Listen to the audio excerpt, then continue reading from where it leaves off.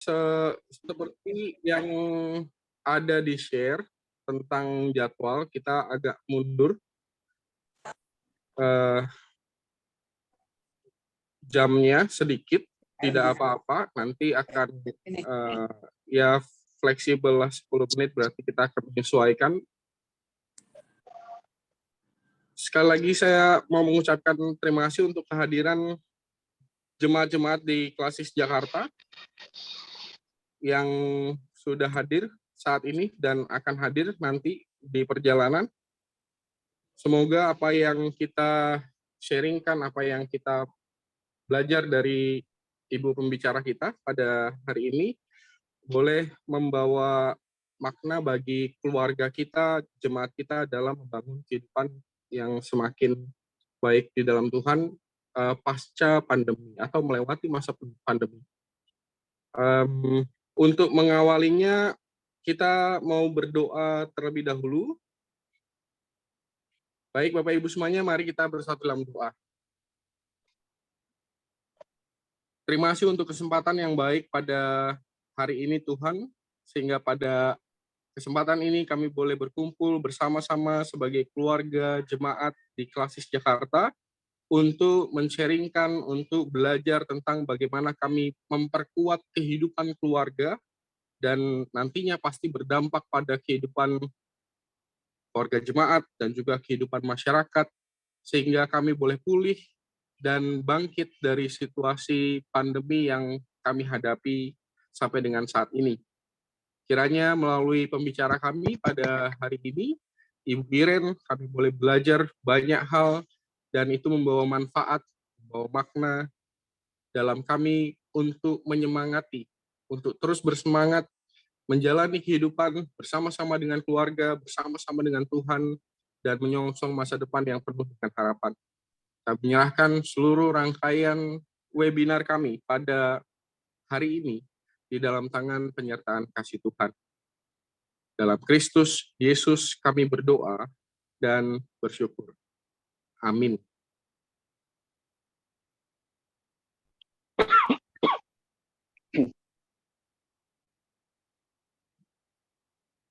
Baik, Bapak Ibu, karena masih ada beberapa sambutan, jadi izinkan saya dulu yang mau moderatori sebelum nanti di bagian pengantar penjelasan tujuan webinar dan perkenalan pembicara nanti akan diberikan kepada moderator kita, Ibu Pendeta Elsa. Dan untuk kesempatan yang selanjutnya, ada sambutan dari Ketua KPJP, yaitu Bapak Budi Sadewa. Untuk waktu, dipersilakan Pak. Baik, terima kasih Pak Pendeta Heri. Shalom. Shalom. Selamat pagi Bapak, Ibu, Oma, Opa. Salam sejahtera buat kita semua. Puji syukur kita panjatkan kehadirat Tuhan Yang Maha Esa bahwa pada hari ini kita semua masih diberikan kesehatan, kesempatan untuk bertatap muka walaupun hanya lewat Zoom. Yang kami hormati Majelis Sinode, kalau mungkin ada undangan, kemudian Badan Pengurus Klasis GKP Wilayah Jakarta Banten yang dalam hal ini dihadiri oleh Bapak Pendeta Daniel Ardi. Kemudian yang kami hormati juga narasumber yaitu Ibu Dr. Erin Prameswari. Ya, kemudian yang kami hormati dan cintai Bapak Ibu utusan dari jemaat-jemaat wilayah Klasis Jakarta Banten. Sebelum kami sampaikan sambutan. Pertama kami mengucapkan terima kasih kepada Bapak Pendeta Hariman ya, yang sudah membantu untuk menyiapkan pembicara atau narasumber. Kemudian juga saya mengucapkan terima kasih kepada Ibu Erin ya, yang sudah hadir di tengah-tengah kita sebagai narasumber nanti yang akan menyampaikan materi untuk kita semua. Kemudian kami juga mengucapkan terima kasih kepada Ibu Pendeta Elsa sebagai moderator yang akan menuntun webinar kita pada pagi hari ini, dan terutama BP Klasis dalam hal ini yang menyelenggarakan webinar ini. Bapak Ibu sekalian, hari ini kembali Komisi Pengembangan Jemaat dan Pos Kebaktian Klasis Wilayah Jakarta Banten, yaitu menyelenggarakan webinar. Dan kali ini webinar akan mengambil satu tema, yaitu mengenai ketahanan keluarga pasca pandemi. Program ini merupakan program tahunan dari Komisi Pengembangan Jemaat dan Pos atau KPJP, dan ini yang ketiga kalinya di dalam masa pelayanan kami. Kemudian dan ini juga merupakan kado hari ulang tahun GKP yang ke-88. Mana nih anak mama nih yang nakal banget nih? Yang nanti akan kita lakukan pada 14 November tahun ini. Komisi Pengembangan Jemaat dan Pos mengangkat tema di atas itu bertujuan untuk satu, memberikan dorongan dan semangat untuk jemaat ya, khususnya yang terdampak langsung maupun tidak langsung adanya pandemi COVID-19. Nah, nanti lebih jelasnya akan dipaparkan atau dijelaskan oleh narasumber, yaitu Ibu Irin. Beliau adalah dosen dari Fakultas Psikologi ya, dari Universitas Maranatha. Agar kita dapat semua dapat memahami apa yang disampaikan, kami berharap atau mohon kepada Bapak Ibu, Opa Oma, dan saudara sekalian dapat mengikuti webinar ini dari awal sampai akhir supaya paham betul apa yang nanti akan disampaikan oleh narasumber kita. Tidak ada kata lain. Selamat mengikuti webinar ini. Tuhan memberkati. Dan terima kasih sekali lagi kepada Ibu Erina atas sharing atau berbagi pengetahuan untuk pencerahan kita. Terima kasih. Selamat siang.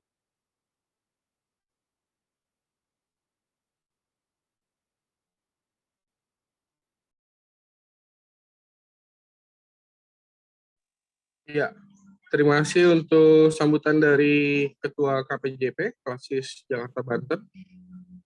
Dan kemudian kita akan mendengar sambutan dari BP Klasis Jakarta Banten yang akan diwakili langsung oleh Ketua Klasis kita, Bapak Pendeta Daniel Adi. Baik, selamat pagi Bapak Ibu, Saudara yang dikasihi Tuhan. Selamat pagi juga untuk Ibu Iren, selamat bergabung.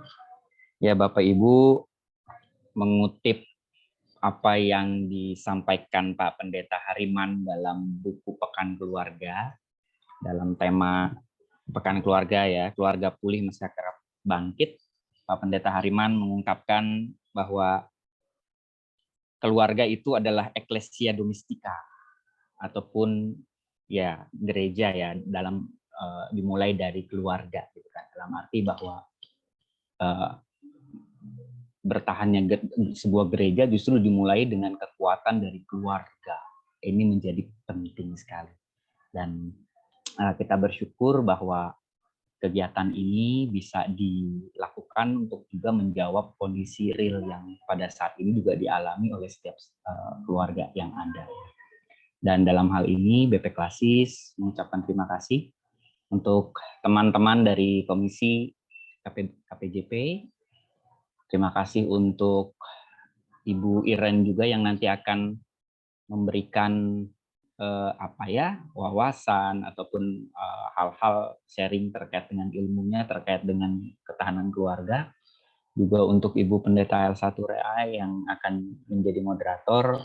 Tentunya juga untuk kita semua yang hadir pada saat ini.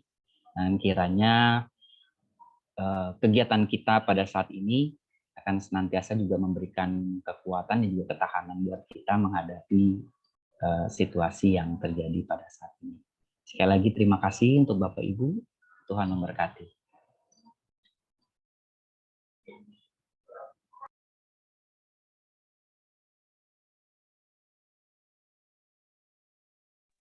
Masih di mute Pak Pendeta Gary. Oh iya, maaf.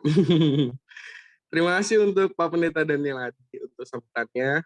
Berarti selanjutnya saya akan memberikan kepada moderator kita, Ibu Pendeta Elsa Tureai, untuk memoderatori acara kita selanjutnya. Dipersilakan Ibu. Oke. Selamat pagi Bapak Ibu semua. Selamat pagi juga Dr. Iren. Selamat datang di Klasis Jakarta Banten. Dan pada pagi hari ini kita akan bersama-sama memulai webinar kita dengan tema membangun ketahanan keluarga pasca pandemi.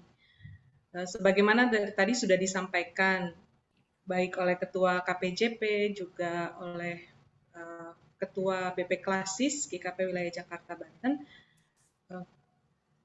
Webinar ini dilangsungkan juga dalam rangka memperingati ulang tahun GKP yang akan jatuh pada tanggal 14 November nanti berusia 88 tahun. Dengan harapan bahwa keluarga di tengah situasi pandemi saat ini bisa pulih, bangsa, negara kita, masyarakat kita bisa bangkit bersama-sama dengan gereja yang juga terlibat pasti di dalamnya. Maka pada pagi menjelang siang hari ini kita akan bersama-sama mendengarkan berbagai pemaparan, penjelasan dari Dr. Iren yang secara singkat mungkin Ibu saya sampaikan dulu sedikit biodata yang saya dapat justru dari beberapa website, malah website. Ya, narasumber kita adalah Dr. Iren Pramaswari Edwina, MSI, Psikologi. Dan saat ini Dr. Iren mengajar menjadi dosen di Universitas Kristen Maranatha, kemudian juga menjalani praktik di Rumah Sakit Unggul Karsa Medika Bandung. Dengan saat ini juga Dr. Iren menjadi lektor Fakultas Psikologi, Program Studi Psikologi Profesi di Universitas Kristen Maranatha. Yang doktornya, program doktoralnya ditempuh di Universitas Pajajaran.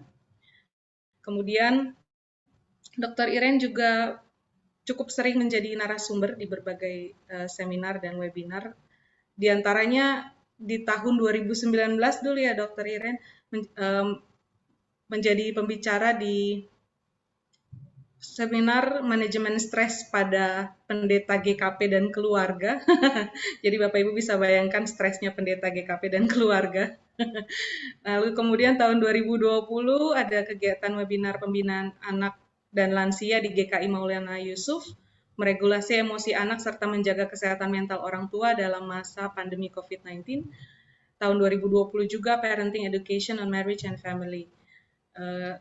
Beberapa artikel yang saya lihat cukup banyak juga ditulis oleh Dr. Iren yang berkaitan dengan kegiatan pada saat ini. 2 diantaranya yang saya catat tahun 2019 terkait peningkatan derajat self-esteem istri korban kekerasan dalam rumah tangga melalui penerapan cognitive behavior therapy di Kota Bandung. Kemudian yang kedua di tahun 2021, tahun lalu, peran mindset terhadap resiliensi keluarga pada dewasa awal. Kira-kira seperti itu ya, Dr. Iren ya. Meski ini juga kami masih menunggu para peserta yang lain yang akan bergabung, nanti kami ingatkan memang sebetulnya yang tertera dalam jadwal adalah sampai pemaparan materi itu sampai pukul 11.15, baru kemudian 11.15 sampai dengan 11.45 tanya jawab gitu, dan 11.45 sampai 11.55 itu kesimpulan. Jadi saya pikir biar waktunya agak cukup panjang juga untuk Dr. Iren memberikan penjelasan dan kita juga bisa berdiskusi bersama-sama. Kami persilakan Dr. Iren untuk bisa memulai pemaparannya dan kiranya kita semua bisa menyimak, juga terlibat aktif dalam diskusi pada pagi menjelang siang hari ini. Persilakan Dr. Iren. Iya, terima kasih Ibu Pendeta Elsa untuk perkenalannya. Saya akan coba, saya sudah kirimkan PPT saya ke Pak Geri. Takutnya biasa itu ya sudah ya bisa ya. Oke, ya. Biasa saya berikan karena saya takut terhambat ininya ya. Pada saat saya memberikan materi. Ya, jadi selamat pagi menjelang siang Bapak Ibu sekalian, senang berjumpa walaupun secara virtual ya dengan Bapak Ibu. Pada saat ini saya diberikan kesempatan untuk berbagi, untuk sharing tentang ketahanan keluarga. Ya, kalau dalam istilah psikologi biasanya kita akan mengatakannya resiliensi keluarga, gitu ya. Jadi ini ketahanan keluarga. Saya selalu saya selalu berupaya kalau ada yang minta tentang keluarga, kalau tidak bentrok itu saya berupaya untuk bisa berbagi begitu ya. Karena mengapa? Karena saya sebagai psikolog praktek ya, dalam praktek saya, dan saya memang cukup banyak praktek di psikologi klinis ya, dengan individu-individu yang gangguan psikisnya cukup berat. Kalau saya telusuri itu faktor keluarga berperan besar ya. Kemudian saya juga melihat bahwa individu-individu yang sudah mengalami gangguan psikis yang cukup berat itu memang membutuhkan waktu, tenaga, biaya, sumber daya dan sebagainya untuk pulih begitu ya. Walaupun kadang seringkali tidak bisa pulih 100% dalam arti begitu stresnya cukup kuat itu biasanya akan terjadi relapse ya tentang kondisi itu. Jadi menurut saya keluarga menjadi hal yang penting yang perlu kita pahami dan pelajari. Yaitu juga yang menjadi concern kami di Fakultas Psikologi pada saat kami mencoba untuk melaunching program di Magister Science ya, sehingga di Magister Science memang peminatan kita adalah tentang keluarga gitu ya. Jadi itu memang bagi saya keluarga menjadi sesuatu poin penting dalam bagaimana kita individu-individu itu kita launching, kemudian mereka bisa menjadi individu yang berdaya di masyarakat, dan keluarga juga berperan penting dalam membentuk masyarakat yang kuat dan tangguh gitu ya, yang kemudian ke negara gitu ya. Nah,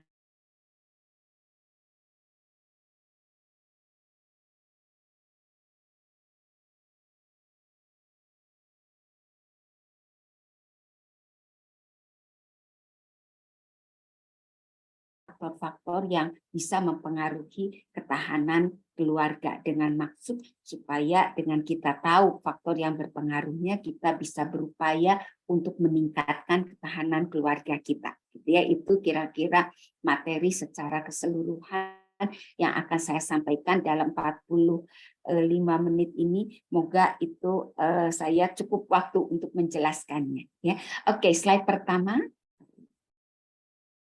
bisa ditolong. Oke, keluarga. Jadi keluarga adalah unit sosial yang paling penting bagi individu dan berfungsi untuk memenuhi kebutuhan anggota keluarganya untuk dapat bertahan hidup dan sejahtera. Jadi manusia itu lahir itu akan ada keluarga, ya, keluarga karena dari ibu, dari ayah, walaupun kemudian kita kenal ada keluarga yang mungkin tidak utuh ayah ibu, tapi tetap individu itu lahir dalam satu keluarga, ya, dan dari manusia yang tidak berdaya begitu ya menjadi berdaya seperti kita sekarang yang bisa melakukan banyak hal, itu banyak peran penting dari keluarga. Tentu kita tidak menafikan peran dari sekolah, dari gereja dan institusi lain, tapi keluarga sebagai agen sosial, unit sosial pertama yang individu itu hidup, itu sangat signifikan. Itu sangat signifikan, ya, karena itu saya selalu katakan, misalnya kalau saya memberikan materi di Bina Pranikah misalnya, kalau ada mereka pasangan suami istri, calon pasangan suami istri kalau memutuskan untuk menikah maka dan memiliki anak, maka mereka tidak ada excuse untuk mengatakan tidak bisa memenuhi tugas mereka sebagai pasangan, sebagai orang tua pada saat karena kesibukan, ya, karena itu ada tanggung jawab yang sangat besar. Mengapa saya katakan seperti itu? Seperti di awal bahwa akibatnya terlalu berat, akibatnya terlalu fatal bila keluarga tidak berfungsi dengan baik, gitu ya. Nah, kemudian keluarga yang berfungsi dengan baik akan meningkatkan kemampuan anggota keluarganya untuk menjalankan perannya dalam keluarga dan komunitas, yang lebih luas seperti memenuhi kebutuhan spiritual, emosional, fisik dan ekonomi, ya. Mereka bisa berperan di dalam komunitas yang lebih besar, di sekolah, di masyarakat, di gereja dan sebagainya, ya. Jadi itu adalah mengapa pentingnya keluarga. Nah, keluarga adalah unit sosial terkecil dalam masyarakat, terdapat hubungan yang timbal balik antara keluarga dan masyarakat. Jadi keluarga yang kokoh, keluarga yang dapat bertahan, itu juga dapat menjadikan masyarakat yang kokoh dan bertahan. Dan sebaliknya sebenarnya, kalau banyak sekali masalah-masalah dalam masyarakat yang tidak tertangani, itu juga akan mempengaruhi keluarga. Tapi kita sebagai anggota keluarga yang bisa kita peran lebih besar adalah di dalam keluarga kita, ya. Jadi itu tentang keluarga. Oke, lanjut, kita akan bicara tentang fungsi keluarga. Jadi fungsi keluarga itu adalah ada, kalau saya ibaratkan rumah begitu ya, ada fondasinya. Jadi itu memberikan dasar yang kokoh, yaitu ada kasih, nilai-nilai moral, nilai-nilai spiritual. Kalau kita sebagai orang Kristen tentu nilai-nilai Kristiani yang akan menjadi sesuatu yang sangat kuat. Nanti saya akan jelaskan mengapa ini menjadi sangat penting. Kemudian juga fondasi pembelajaran, bagaimana kita akan terus belajar dari waktu ke waktu. Ada pilarnya, itu keluarga, ada penopang support untuk anggota keluarga, dan atap ada pelindung untuk anggota keluarga itu merasa dilindungi di dalam keluarga. Saya sering katakan begini, bagaimana kalau seseorang itu di keluarganya saja tidak merasa dilindungi, tidak merasa disupport, tidak punya dasar, bagaimana dia akan bisa hidup dengan baik itu di dalam komunitasnya.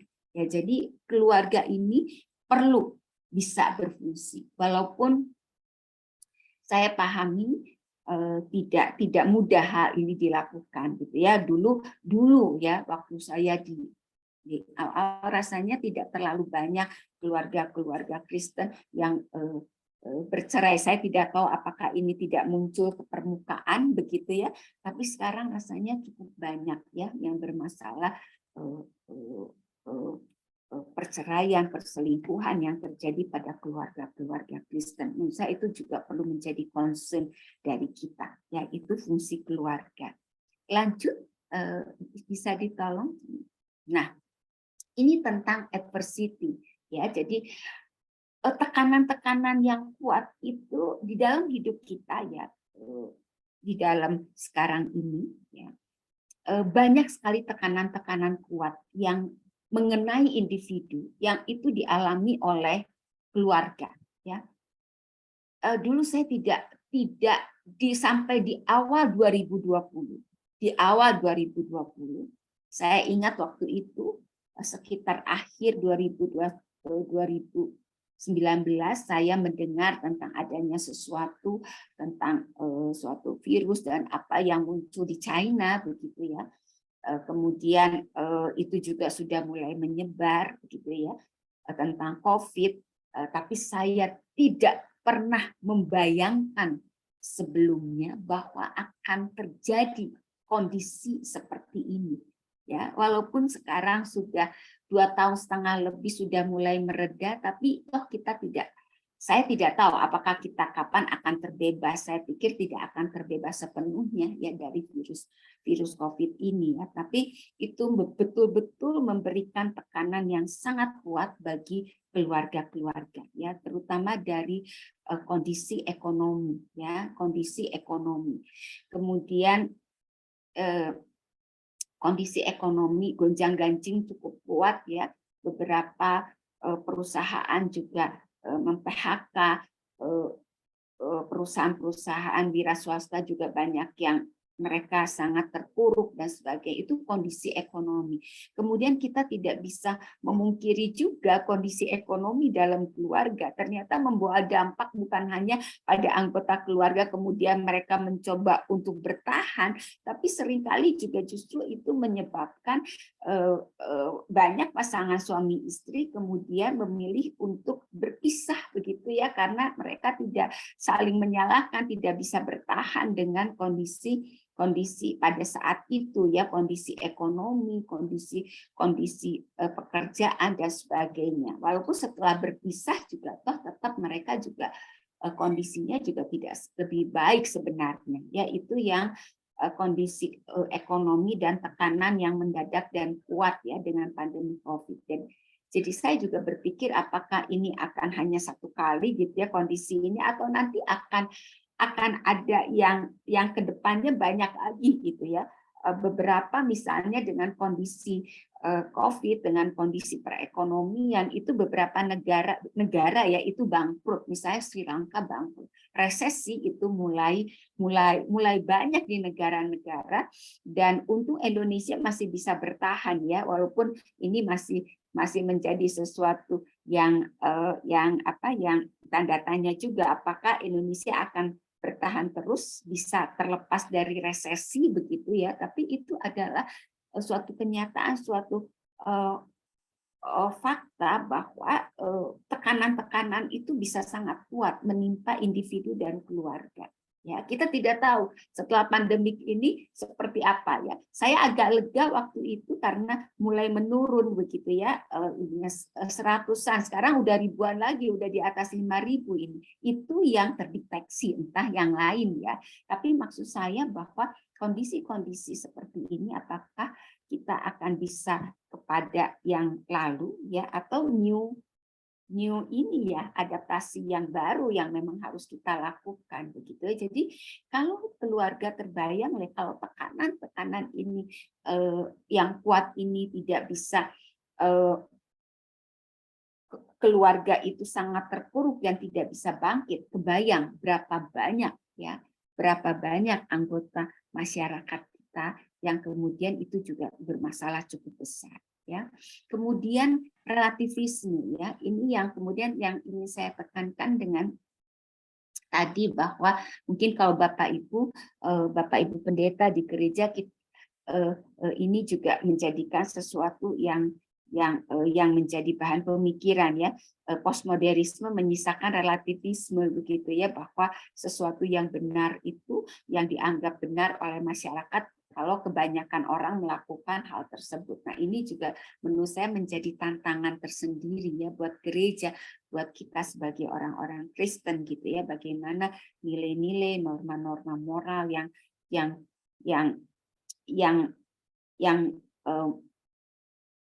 memang kita harus dengan ajak kita pegang gitu ya. Nah, itu yang kadang-kadang tergerus dengan kondisi-kondisi masyarakat ya, untuk anak-anak kita, untuk anak-anak remaja, pemuda yang mereka hidup dalam masyarakat yang dengan kondisi ini menjadi tantangan tersendiri juga ya untuk kita, karena seringkali itu memberikan tekanan yang kuat bagi keluarga.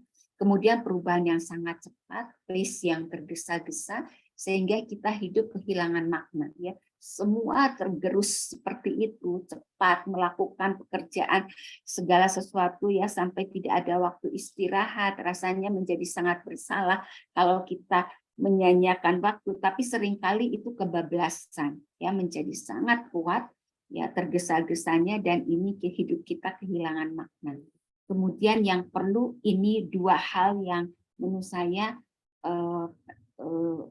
cukup kuat, yaitu jejaring sosial yang melemah dan juga egosentrisme yang kuat. Ya, ini yang seringkali menjadi kita tidak ada empati ya pada lingkungan kita. Ya, empati. Kadang orang mengatakan beberapa waktu yang lalu saya pernah berikan materi juga pada pendeta-pendeta dari Ambon ya, juga tentang keluarga.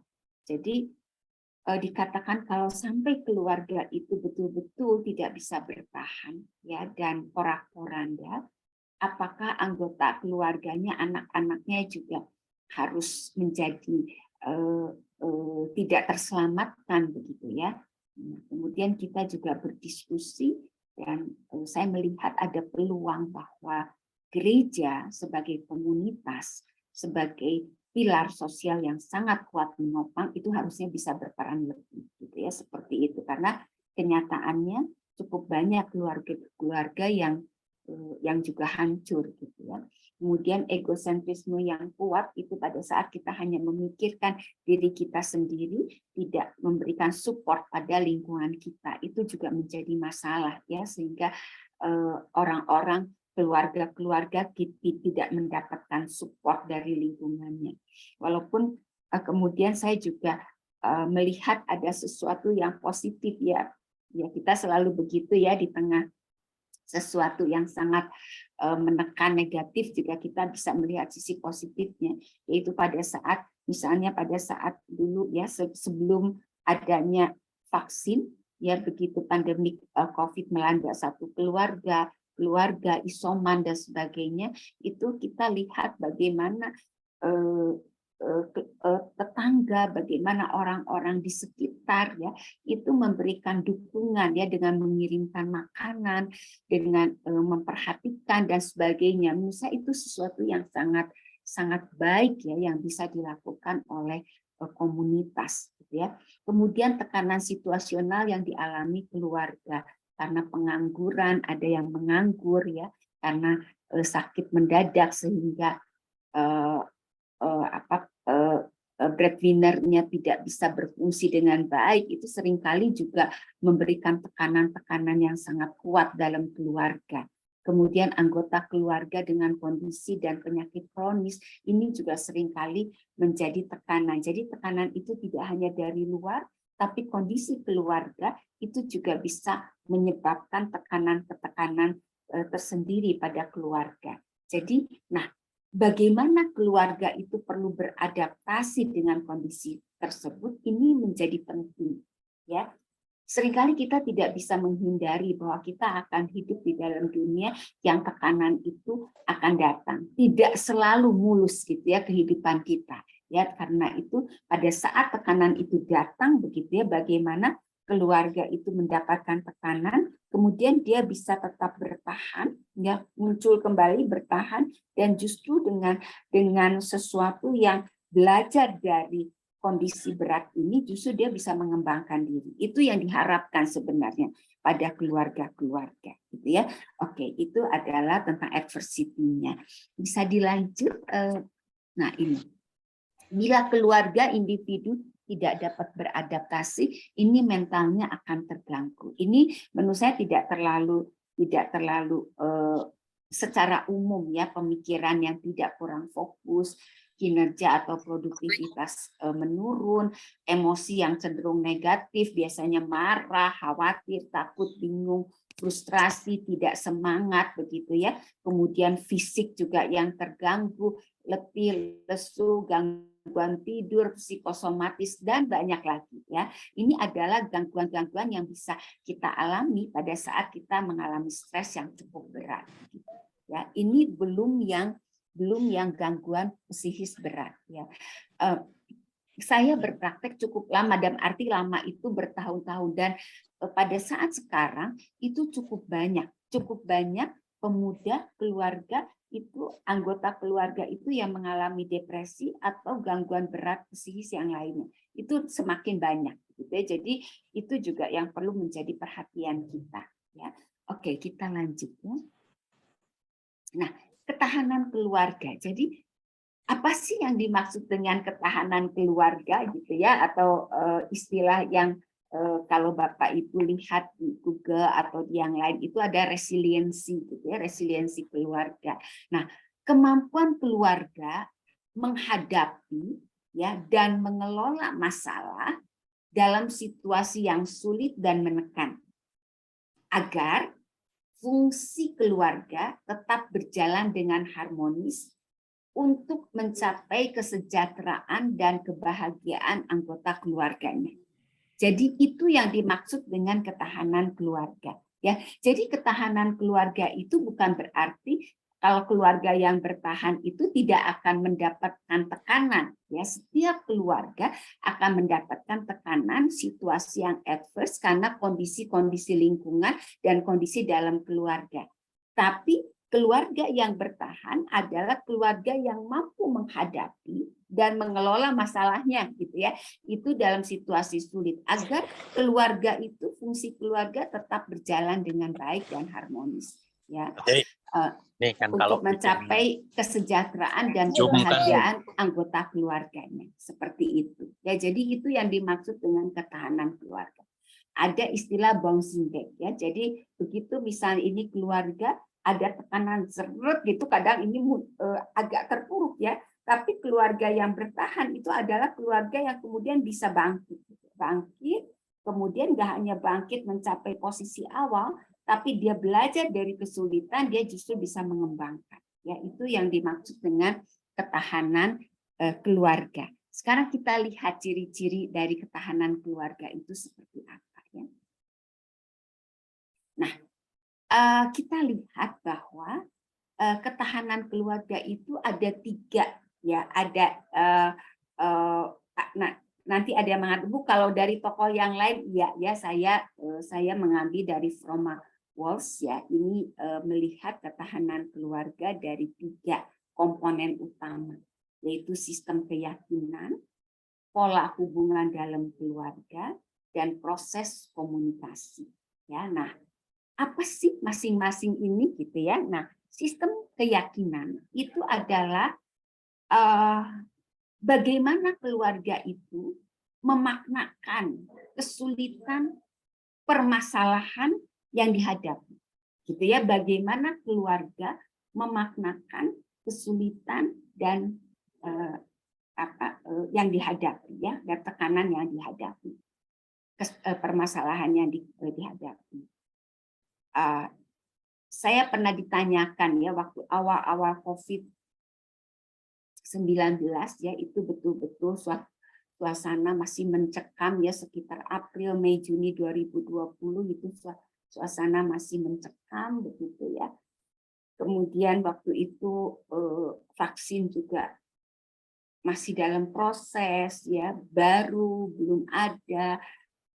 Banyak orang yang mengalami seperti itu ya. Kemudian ada apa makna gitu ya, apa makna kesulitan buat ditanyakan saya buat saya gitu. Saya mengatakan ya salah satu yang kesulitan tekanan itu saya maknakan ada kesempatan untuk naik kelas gitu ya, kesempatan saya untuk naik kelas dalam kemampuan untuk menghadapi permasalahan ya, dalam bertahan ya, dalam kemampuan problem solving dan sebagainya. Jadi apakah kita memaknakan kesulitan itu sebagai apa begitu ya?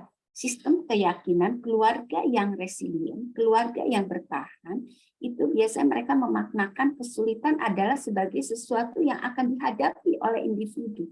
Ya, tidak selama saya hidup ya cukup panjang gitu, itu artinya kan dengan usia saya itu tidak, rasanya selalu akan ada permasalahan, selalu akan ada kesulitan dalam kehidupan ini ya. Kemudian bagaimana kita memaknakannya. Nah, keluarga yang bisa bertahan, keluarga yang resilient adalah keluarga yang memaknakan bahwa kesulitan itu adalah sesuatu yang memang akan dialami oleh setiap individu. Kesulitan itu adalah sesuatu yang harus dihadapi, gitu ya, bukan untuk dihindari dan kemudian diabaikan. Ya, kadang seringkali kita mengabaikan begitu ya kesulitan itu. Jadi kita denial, enggak, semua is okay gitu ya, semuanya ditekan, diabaikan, dikepinggirkan, tapi tidak hilang itu. Sekali waktu itu akan meledak, gitu ya. Jadi bagaimana kita memaknakan kesulitan, hambatan yang kita hadapi. Ya, keluarga yang bertahan adalah keluarga yang mampu ya untuk memaknakan bahwa kesulitan dan permasalahan adalah sesuatu yang wajar yang akan dihadapi oleh manusia, gitu ya. Dan kita perlu mengatasinya. Kemudian pandangan yang positif, ya, ada hope dan optimis bahwa kita mempunyai keyakinan bahwa apalagi kalau kita sebagai orang Kristen yang kita punya hope dan optimis yang tidak hanya bertumpu pada diri manusia tapi pada Tuhan, itu menurut saya kita akan bisa mengembangkan ketahanan keluarga gitu, bahwa kita bisa menghadapi itu ya. Kita bisa menghadapi itu, kita punya harapan bisa menghadapi kesulitan itu ya dengan pertolongan dari Tuhan gitu ya. Bagaimana kehidupan spiritual kita di dalam ketahanan keluarga itu berkembang dan ada dalam keluarga, itu menjadi penting. Ya, saya tidak menjelaskan tentang religiusitas tapi ke spiritualitas. Ya, bagaimana itu akan membantu ya. Jadi keluarga yang bertahan, keluarga yang resilient adalah keluarga yang dapat memaknakan kesulitan, tantangan sebagai sesuatu yang perlu dihadapi dan itu sesuatu yang wajar dalam kehidupan. Ya, bahwa pandangan yang positif, ada hope dan optimisme bahwa kita dengan pertolongan Tuhan dapat menghadapi kesulitan-kesulitan itu. Ya, itu tentu ditunjang dengan spiritual kita. Itu yang pertama. Yang kedua adalah pola hubungan dalam keluarga. Ya, apakah bagaimana pola hubungan, pola relasi antar anggota keluarga, orang tua dengan anak-anak, suami istri itu menjadi penting. Ya, ada fleksibilitas dalam fungsi. Ya, beberapa keluarga yang pada saat menghadapi tekanan, pada saat mengalami COVID, pada saat suaminya itu di PHK, tidak mendapatkan pekerjaan, bagaimana istrinya dengan fleksibel itu menjalankan fungsi itu, melakukan catering, melakukan sesuatu begitu ya. Waktu itu banyak online, reseller dan sebagainya itu dilakukan. Jadi ada fleksibilitas dalam fungsi. Ya, pada saat anggota keluarga tidak bisa menjalankan fungsinya karena kondisi, karena sakit, bagaimana keluarga yang lain mengambil alih fungsi itu, menopang fungsi itu. Itu adalah fleksibilitas dalam fungsi. Yang kedua adalah kohesivitas atau keterhubungan emosional. Bagaimana antar anggota keluarga ini mempunyai hubungan emosional yang positif, ya, hubungan emosional yang saling support, saling mendukung, ada rasa memiliki yang positif, ya, tidak sangat emes, tidak sangat menekan, posesif sehingga tidak bisa mengembangkan diri, tapi ada suatu keterhubungan emosional yang kuat dan positif, gitu ya. Itu di pola hubungan dalam keluarga. Kemudian juga sumber daya sosial dan ekonomi, ya, ini menjadi penting karena itu kita sebagai gereja, saya ingat waktu itu di gereja kami pada saat COVID di awal itu bagaimana misalnya gereja membantu, minimal tidak bisa ekonomi secara memberikan dana, tapi misalnya memberikan makanan begitu ya, kondisi tertentu itu untuk tetap bisa bertahan gitu ya, sembako. Sumber daya sosial, bagaimana ini keluarga itu punya sumber daya sosial yang mendukung. Karena itu relasi keluarga dengan komunitas-komunitas itu perlu dikembangkan, ya. Kemudian saling mendukung antar anggota keluarga, suami istri, anak-anak, bagaimana mereka saling mensupport, saling menghargai, saling menolong, tidak menyalahkan pada saat ada permasalahan yang terjadi. Jadi bagaimana pola hubungan dalam keluarga itu menjadi keluarga itu bisa bertahan atau tidak, begitu ya. Itu yang kedua. Yang ketiga adalah proses komunikasi. Jadi bagaimana kejelasan dan pemahaman informasi yang masuk ya tentang apa yang dipikirkan oleh anggota keluarga, bagaimana mendiskusikan permasalahan, bagaimana anggota keluarga punya permasalahan, dia mengungkapkannya, bagaimana keluarga memahami, mendengarkan, dan mensupport, itu adalah kejelasan dan pemahaman informasi. Kemudian kenyamanan untuk mengungkapkan emosi. Ya, saya sering katakan seperti ini, keluarga harusnya menjadi tempat yang nyaman untuk anggota keluarga itu mengekspresikan emosi. Baik emosi yang positif maupun emosi yang negatif. Ya, kadang ada keluarga-keluarga yang tidak mengizinkan anaknya, anggota keluarga itu untuk mengekspresikan kesedihan, kemarahan dan sebagainya. Walaupun tentu saja dengan pola pengasuhan bagaimana kemarahan itu dapat diekspresikan dengan cara yang tepat, begitu ya. Seringkali mereka menjadi menahan pada saat di luar mereka mendapatkan tekanan, bullying anak-anak, kemudian mereka tidak berani mengungkapkannya di keluarga, itu menjadi tekanan tersendiri buat anaknya, kemudian menjadi masalah, gitu ya. Permasalahan anggota keluarga akan berdampak pada semua anggota keluarga yang lain. Itu adalah keunikan dari keluarga. Kita tidak bisa eksklusifkan permasalahan itu satu anggota itu dikeluarkan, tidak. Kita perlu memahami dan itu betul terjadi, satu anggota keluarga yang terkena masalah, yang terkena dampak, itu semua anggota keluarga akan merasakannya, ya. Kemudian yang ketiga ada kemampuan untuk menyelesaikan masalah. Beberapa kasus ya, kalau dalam misalnya saya konseling pernikahan dan keluarga, beberapa kasus yang saya perhatikan adalah ketidakmampuan suami istri anggota keluarga untuk problem solving. Bukan berarti keluarga yang bisa bertahan itu keluarga yang tidak punya masalah, tapi mereka itu punya kemampuan problem solving yang lebih baik, ya, yang lebih efektif daripada keluarga-keluarga yang ketahanan keluarganya rendah, yang resiliensinya keluarga itu rendah.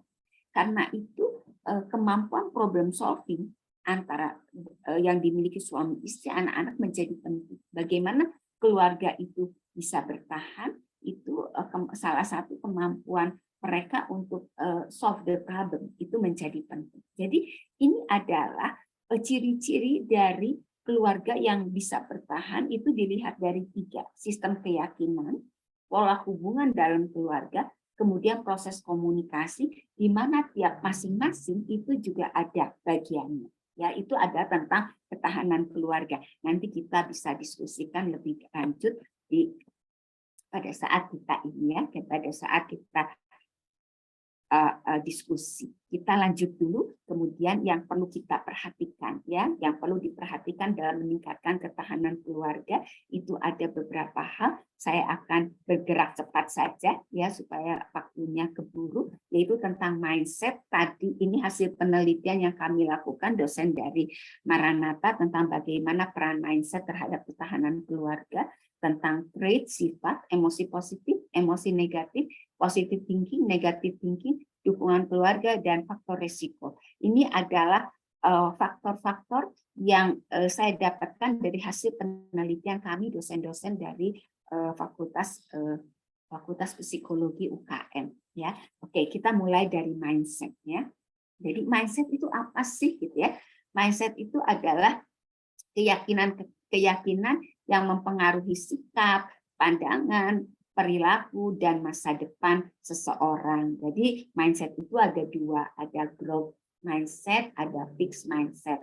Nanti Bapak Ibu bisa juga dibaca ya secara lebih detail. Saya garis besarnya saja bahwa growth mindset itu adalah bagaimana kita punya keyakinan bahwa apa yang kita miliki, ya inteligensi walaupun dalam batas tertentu, bakat, keterampilan itu adalah kita bisa kembangkan yang diperlukan untuk mengatasi tekanan-tekanan dari luar. Ya, ini bagaimana cara mengembangkannya dengan upaya usaha yang giat, tekun, dan melalui proses belajar. Saya sering katakan pada mahasiswa saya, Bu, katanya berat banget ya kuliah di psikologi, apalagi di magister profesi begitu ya, untuk jadi psikolog berat ya Bu. Iya, ya.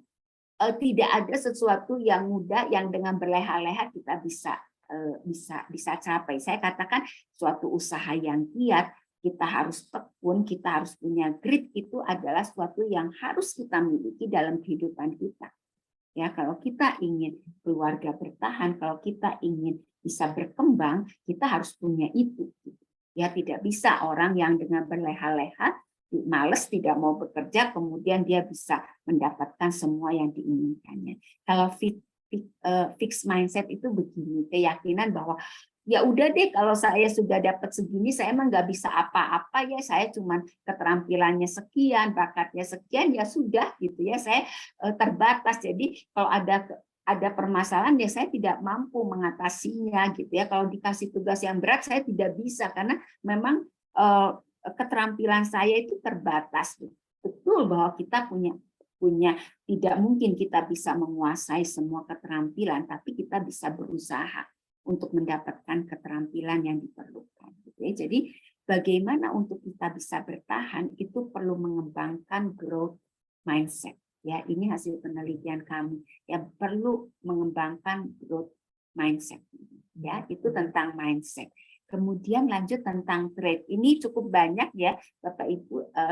Nanti kalau tidak terkeburu waktunya, nanti bisa ini kita diskusikan di tanya jawab. Jadi manusia itu punya nature ya. Jadi di dalam psikologi ada yang disebut bahwa manusia itu berkembang dari nature dan nurture. Bagaimana manusia yang dimiliki, nurture itu adalah faktor dari lingkungan gitu ya. Jadi trait itu salah satu faktor nature. Setiap manusia itu punya trait ya. Kita personality itu punya trait. Ini salah satu yang saya dari psikologi yang bisa saya jelaskan. Ada nggak Bu? Katanya bisa, tidak Bu? Misalnya personality dilihat dari temperamen bisa, kemudian dilihat dari trait yang lain bisa ya. Hanya ini saat ini saya akan menjelaskannya dari Big Five personality. Ini istilah Big Five personality. Jadi trait atau sifat itu menunjukkan pola yang cenderung konsisten dalam berpikir, merasa, dan bertindak. Gitu ya. Jadi setiap orang itu punya kelima trait ini, hanya mana yang lebih dominan. Gitu ya. Hanya mana yang lebih dominan, mana yang kurang dominan, mana yang lemah. Gitu. Ada 5. Yaitu ada neuroticism, agreeableness, extraversion, conscientiousness, dan openness. Kita lihat satu persatu ya, Oke, kita lihat mulai dari neuroticism. Ya, jadi ini juga akan mempengaruhi bagaimana individu punya ketahanan keluarga. Ya, kita lanjut. Nah, ini neuroticism. Ya, neuroticism itu apa sih? Kalau orang punya neuroticism, neuroticism derajatnya tinggi gitu ya. Jadi trait ini itu bergradasi dari yang derajat rendah sampai derajat tinggi gitu ya. Kalau neuroticism ini derajatnya tinggi, biasanya mereka cenderung lebih pencemas sebenarnya ya, sehingga mereka cenderung untuk mudah mengalami distres psikis. Jadi ada orang kan begitu ya, kalau tekanan itu kan misalnya begini, pada saat ada satu tekanan, misalnya COVID ya, COVID-19 gitu, itu berbeda-beda tanggapan orang. Ya, ada yang mereka sangat stres sampai berbulan-bulan tidak berani keluar dari rumah sedikit pun begitu ya, dari keluar pintu juga tidak berani. Kemudian juga orang-orang juga tidak boleh masuk ya, sampai saudara dan sebagainya juga tidak boleh masuk ke rumahnya begitu, karena begitu distres ya, begitu distres psikis, begitu mudah cemas ya. Biasanya juga ide-ide yang tidak realistis biasanya jadi overthinking karena kecemasan itu, bagaimana kalau begini, bagaimana kalau seperti itu, berpikirnya sangat tidak realistis ya. Kemudian biasanya menginginkan sesuatu secara kuat, terpaku, dan biasanya coping respon yang maladaptif kalau ini trait neuroticism-nya tinggi ya. Nah, emosi yang menonjol adanya biasanya kecemasan, rasa marah, permusuhan, kesedihan, malu, rentan terhadap stres. Ada yang bertanya, Bu, bagaimana ini kan nature ya seorang punya gitu. Apakah neuroticism ini kalau orang yang sudah punya neuroticism tinggi atau susah ya bisa resilient gitu ya. Nah, sebenarnya begini Bapak Ibu. Orang itu bisa menurunkan derajatnya ya dengan memahami bahwa saya itu cenderung pencemas, apa yang menyebabkan saya cemas, logis tidak gitu ya. Pada saat dia mulai belajar menelaah tentang pikirannya, mungkin juga dengan diskusi dengan lingkungannya, trait neuroticism-nya itu memang bisa cenderung untuk menurun, tapi tidak sampai ke sisi yang lain jadi sangat rendah ya. Pengalaman saya adalah orang-orang yang neuroticism-nya tinggi itu bisa berkurang neuroticism-nya ya, derajatnya bisa berkurang. Kemudian mereka katakan, jadi gimana dong Bu gitu ya kalau orang yang punya neuroticism-nya tinggi. Kalau orang yang punya neuroticism-nya tinggi, derajatnya tinggi, yang dia perlu pahami adalah bahwa dia tahu siapa dirinya, kemudian dia bisa mengembangkan strategi untuk mengatasi kecemasannya yang kadang berlebihan. Ya, itu menjadi penting. Itu tentang neuroticism. Nah, extraversion itu trait-nya adalah beda lagi ya, ini berkaitan dengan relasi sosial, pergaulan yang dijalin. Ya, biasanya orang-orang extraversion ini dia pandai untuk mendapatkan kesenangan ya. Anak saya termasuk yang besar, termasuk yang extraversionnya tinggi ya, dia pandai mencari kesenangan sendiri gitu. Bukan berarti negatif ya, tapi dia tahu bagaimana kalau udah lelah bagaimana menyenangkan diri sendiri, itu dia pandai gitu ya, seperti itu. Itu extraversion. Biasanya mereka senang bergaul, energi mereka diperoleh dari lingkungan ya, dari orang-orang, dari dia bertemu banyak orang. Ini kalau yang extraversionnya tinggi, biasanya mereka hangat, ramah, bersahabat, asertif, emosinya cenderung positif, mencari kesenangan, senang dengan kesibukan, bertindaknya penuh semangat, berbicaranya cepat, penuh energi. Tapi kadang orang extraversion saking senangnya dengan kesibukan dan mereka sangat ramah dan berespon cepat. Kadang kalau misalnya orang extraversion diminta bantuan, dia akan kata, iya, pasti saya bantu. Nah, kalau menghadapi orang-orang extraversion, kita harus mengingatkan, oke, saya minta tolong nih ini gitu ya, karena seringkali mereka lupa, karena sangat banyak mereka senang dengan kesibukan, karena itu seringkali mereka menjadi lupa dengan janji-janji mereka ya, seperti itu orang-orang yang extraversionnya tinggi. Nah, kemudian kita lanjut. Slide selanjutnya itu dengan openness ya. Nah, openness itu orang yang terbuka, orang yang senang dengan ide-ide baru bukan orang yang konvensional begitu ya, proaktif mencari dan menghargai pengalaman karena keinginannya sendiri. Dia senang melakukan sesuatu yang baru gitu ya, mendapatkan pengalaman karena dia terbuka ide-idenya gitu ya. Biasanya dia juga lebih toleran terhadap perbedaan ya, melakukan eksplorasi terhadap sesuatu yang belum dikenal gitu ya, menunjukkan rasa ingin tahu yang cenderung besar dan cenderung liberal. Katanya orang yang openness-nya tinggi itu seperti ini ya. Jadi biasanya mereka lebih toleran. Ada kalau di gereja kan, kalau misalnya saya kalau di gereja kami itu biasanya begitu. Ya dulu juga begini gitu ya. Dulu juga begini, aneh-aneh aja harus jadi berbeda gitu. Kita ikutin aja yang dulu, dari dulu ya, saya 10 tahun yang lalu jadi majelis juga begini caranya. Kenapa harus berubah gitu ya. Nah, orang yang openness dia akan, ya sekarang kita ada ide baru nih, kita coba, siapa tahu ini bisa berhasil begitu ya. Itu orang yang openness-nya tinggi. Orang yang openness-nya rendah cenderung konvensional seperti itu gitu ya. Kemudian agreeableness itu berorientasi pada relasi sosial ya. Kalau yang tadi extraversion juga pada relasi interpersonal, tapi mereka biasanya lebih ke pergaulan gitu ya. Kalau ini lebih ke peduli, perasaan peduli ya. Dari yang mulai peduli, kalau yang tinggi, kalau yang rendah itu biasanya perasaan permusuhan dalam pikiran, perasaan dan tindakan itu yang agreeableness-nya rendah gitu ya. Biasanya orang yang agreeableness-nya tinggi itu mempercayai orang lain, percaya hal yang terbaik dari orang lain ya. Bisa nggak dia, nggak apa-apa ya, dia pasti bisa gitu ya. Kalau dia pasti bisa, dicoba aja, kenapa takut begitu ya. Orang-orang yang agreeableness-nya tinggi itu seperti itu. Biasanya mereka juga jarang mencurigai adanya tujuan tersembunyi gitu ya. Kemudian ingin menolong orang lain, compliance ya, patuh pada aturan, biasanya rendah hati, sopan, mudah tersentuh dengan penderitaan orang lain. Nah, ini agreeableness-nya tinggi ya.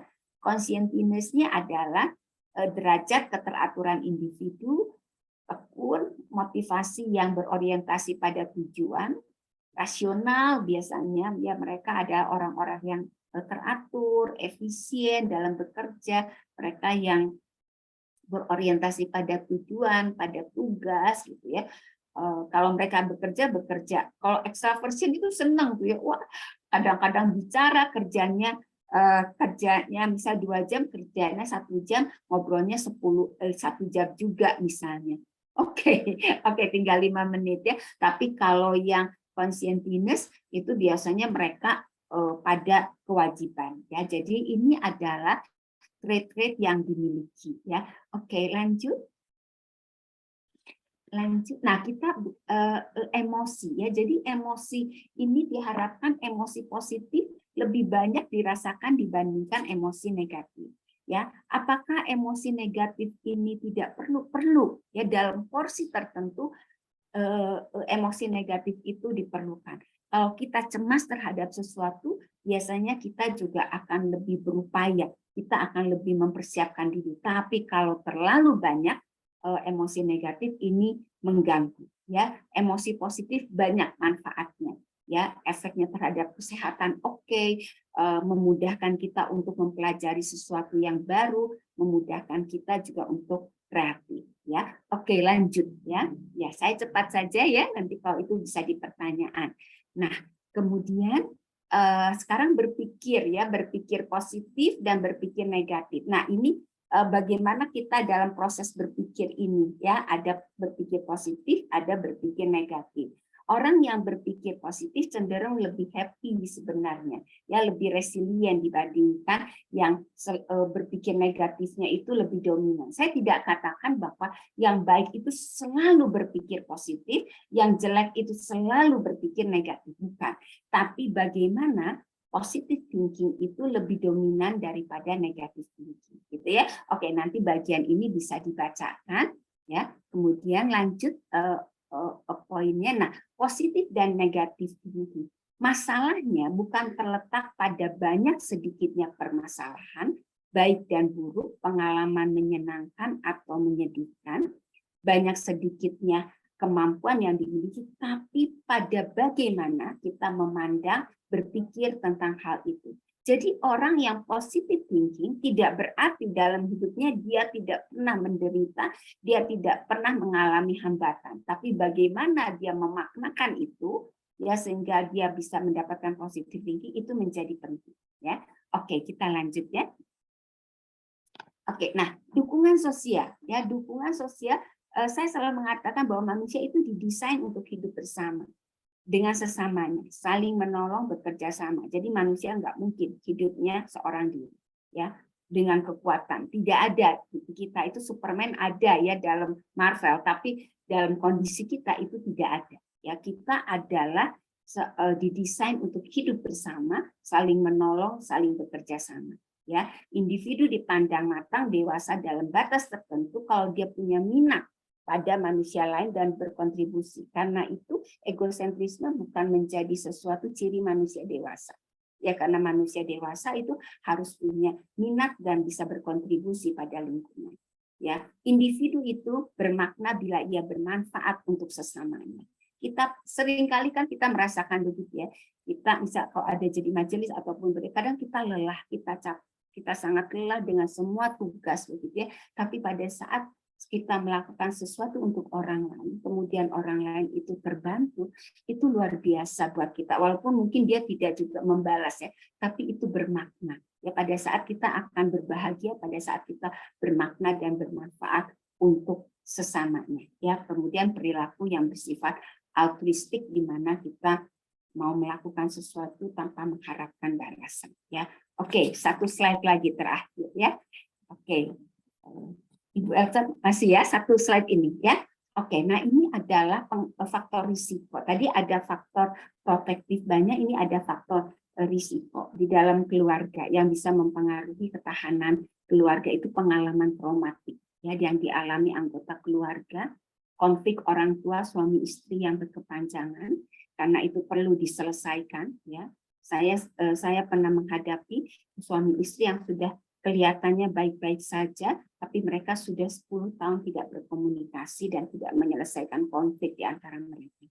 Kondisi ekonomi, kesehatan yang buruk, penampilan fisik, relasi dengan orang tua yang buruk, disfungsi keluarga, dan prestasi akademik pekerjaan. Ini juga bisa faktor risiko ya untuk remaja yang prestasi akademiknya rendah, ini juga bisa mempengaruhi resiliensi keluarga. Jadi semakin banyak dan kuat faktor risiko, akan semakin sulit individu atau keluarga itu beradaptasi. Oke, ini adalah slide terakhir. Ini adalah terima kasih untuk waktunya.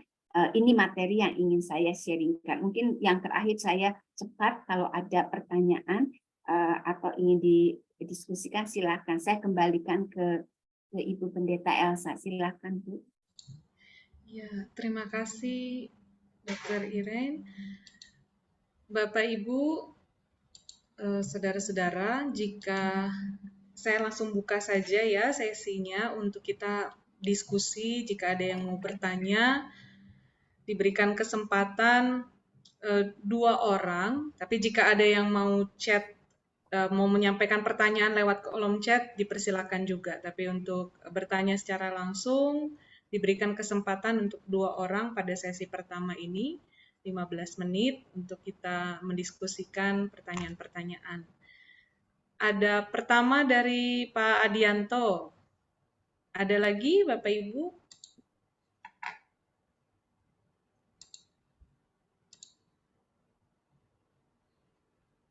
Adakah yang menyampaikan pertanyaan?